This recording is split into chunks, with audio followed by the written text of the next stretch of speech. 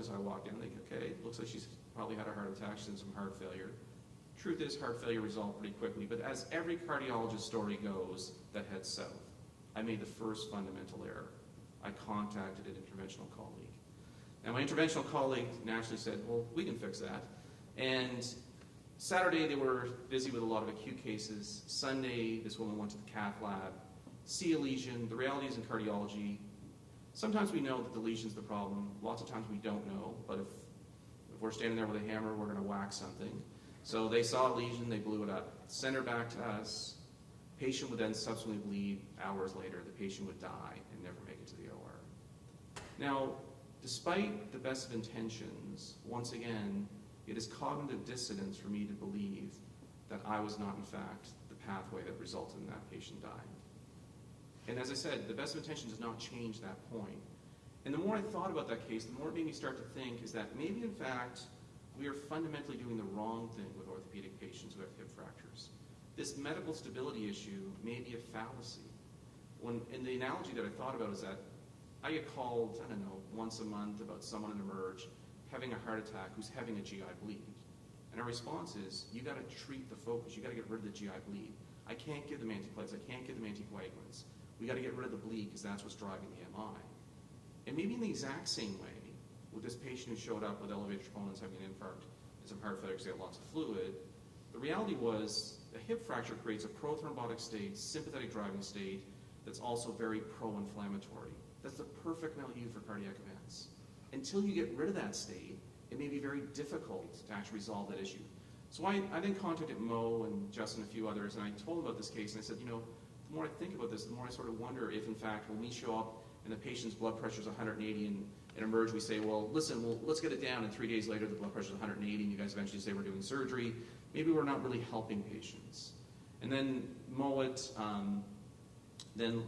led us with Nicole in a systematic review of the observational data that suggested the earlier surgery may end up having better outcomes. But we offer caution that may still have confounding because the sickest patients may have been waiting longer despite risk adjustment. But at the same time, we also raised the point that, in fact, maybe we're still thinking about this wrong. Maybe, in fact, a hip fracture is much more similar to a heart attack or stroke, and that the real impact is if you do surgery right away.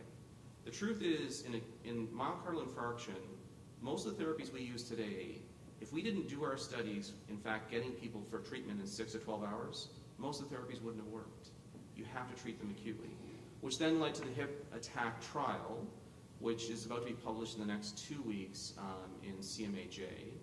And we showed, number one, the trial is doable, and number two is that it looks very encouraging that it may, in fact, really impact major events.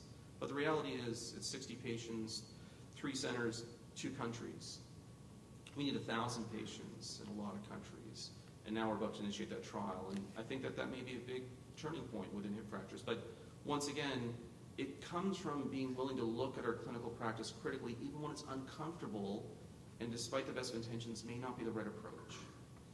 Rule number 8, always argue for what is in the best interest of our patients. So now I'm going to make a pitch to you. Hip attack has enormous potential for orthopedic surgeries.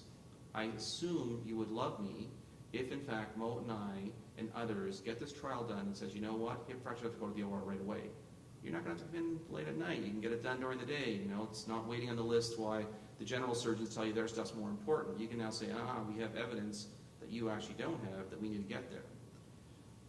You have to, though, in the trial to make it successful, you have to be willing to bump into the elective lists. So if people are randomized to accelerated care, the trial can only work if, in fact, people bump the accelerated care into the next slot and move all the electives down the list.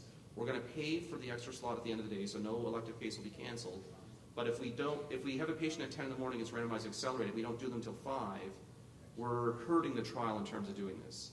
So I really encourage people, please help in that regard. I know that there's some hassle. I know that it's easier just to go along with our schedule, but it matters, and it's the only way we'll know the answer to this question, which may have a big impact on your patients, and in the long run, may make your life a lot more enjoyable and a lot easier. But like most things, there's going to be a little bit of discomfort getting to that point. The second thing is, Amal and Herm are going to talk to you about a study that we're about to launch, which is the hip vision study. The reality is we still don't know the fundamental pathways through which people die after hip fractures. The reality is the world has moved today that no one gets an autopsy, and the reality is a lot of the hip fracture patients sort of dwindle a little bit, then people check a bunch of things and a bunch of things are wrong, and then people withdraw care, patient dies, or patient just sort of going along and patient dies. What we really want to know, though, is what is the pathway? What are the critical tipping points? And so we're going to intensely monitor patients with a whole bunch of medical issues to sort of understand this. So then, if we understand those pathways, simply beyond just getting people to surgery earlier, hopefully we can change those pathways. But one of the things you're going to be asked to do is to help in getting autopsies in those who die. It is doable. We've met with pathology. Certain things, don't mention it's a study. But it's doable, and you'll hear more about it, and we ask you to do it because, once again, it's important. Which brings me to the point of arguing for what is in patients' best interest. I want to make a fundamental point that I passionately believe. People at times have reservations that research can harm people. I put forward to you the number of people harmed from research is trivial compared to the number of people harmed endlessly in clinical practice because of the lack of research. How many people were like my mother? Basically, we made menopause a disease. We pushed hormone replacement therapy on people. If you do the calculations on how many people are harmed by hormone replacement therapy, it is absolutely staggering. And to give you another statistic to drive it home, in cardiology, when people have a heart attack, we know that if they have frequent premature beats afterwards, they're much higher risk to be dead in 30 days to 6 months.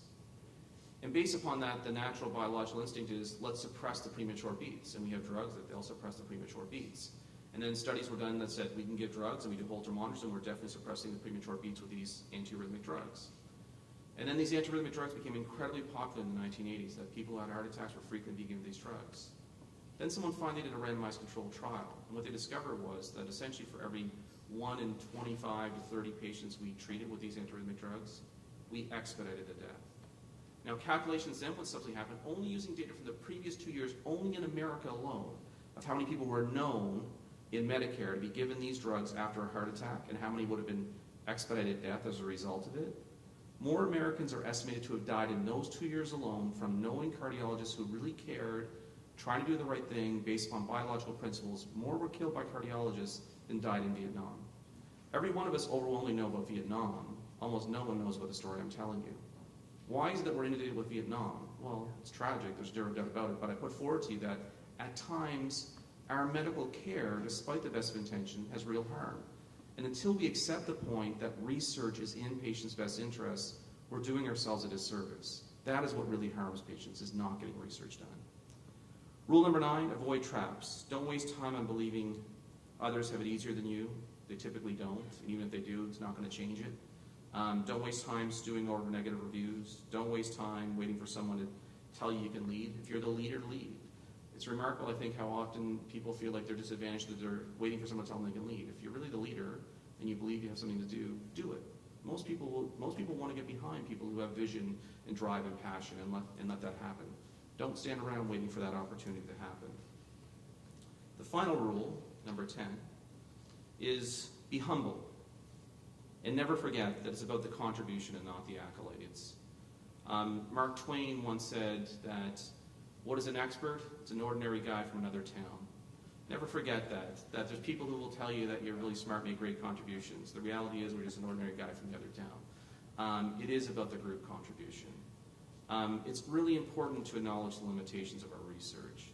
It's important to think of the recognition of others, including our family and their goals. These things only happen through the collective, it's not through individuals. The recognition that large transformative studies only occur because of a team, and it takes many different types of people and many different types of roles to achieve that success. It is not simply 1 or 2 leaders. They're crucial, but it's the collective, and that's what's important. And so I just want to leave you with a final quote. This comes from Justin Devereaux' Home Country with Nelson Mandela. Mandela said that vision without action is a dream. Action without vision is simply spending time. Vision with action can fundamentally change the world. And I hope that you guys are, with Mo and others, well on that way, and I hope that you'll also continue to collaborate with us, and we'll get there too. Thanks very much.